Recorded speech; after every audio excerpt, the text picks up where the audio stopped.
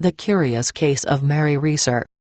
When police found Mary Reeser in 1951, she was almost entirely ash.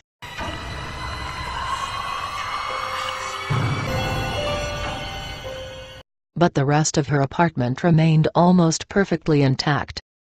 Called the Cinder Woman case, the story of Mary Reeser of St. Petersburg, Florida goes like this. On July 2, 1951, Reeser's landlady Pansy Carpenter dropped by her apartment to deliver a telegram. When Carpenter arrived, nobody answered. She put her hand on the doorknob and found it to be unusually hot, so she called the police. Police arrived at the apartment, located 1200 Cherry Street, to find 67-year-old Mary Reeser burned to death in a mysterious fire. Reports said that her body was disintegrated by a blaze of white-hot intensity. Not much of Reeser remained. There was one slippered foot, which curiously showed no signs of charring, as well as a part of her spine.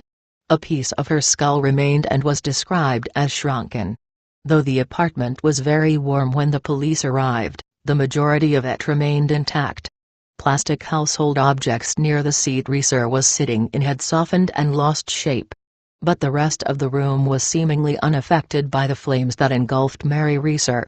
The rug had a scorch mark on it. A chair and an end table in the middle of the scorch mark were upright. Since it requires 3 or 4 hours of temperatures around 3000 degrees Fahrenheit for a body to be cremated, the case baffled authorities. Due to the mysterious circumstances of the case, it's been suspected that Reeser was a victim of spontaneous human combustion. This is when a person bursts into flames from a chemical reaction in their body, without any apparent ignition of an external heat source. Though there have been accounts of alleged human combustion since 1663, not all scientists aren't convinced. Chief Cass Burgess was the detective on Reeser's case at the time. "This fire is a curious thing," he told reporters. Burgess and his team sent boxes of material from the apartment to the FBI lab in Washington, D.C. for chemical analysis. Some of the materials included a portion of the rug, rubble from the walls, and segments of the chair Reeser was sitting in at the time of her death. The public was infatuated with the case as well. Coroner Ed Silk reported that at least 15 amateur detectives had phoned him with their theories.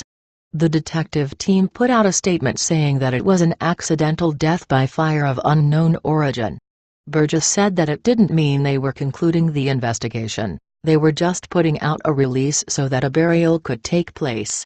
The FBI determined that Reeser's death wasn't the result of spontaneous human combustion. However, the actual cause does remain a mystery. The FBI believed that the Mary Reeser's own body fat provided the fuel for the fire that consumed her after possibly lighting a cigarette and falling asleep. She was set on fire, and once the body became ignited, almost complete destruction occurred from its own fatty tissues. It is true that human fatty tissue is highly combustible, even more so in heavier people. And Reeser was a robust woman, weighing 170 pounds. While the FBI's explanation had a certain logic to it, it only provided a partial explanation, as certain anomalies remained.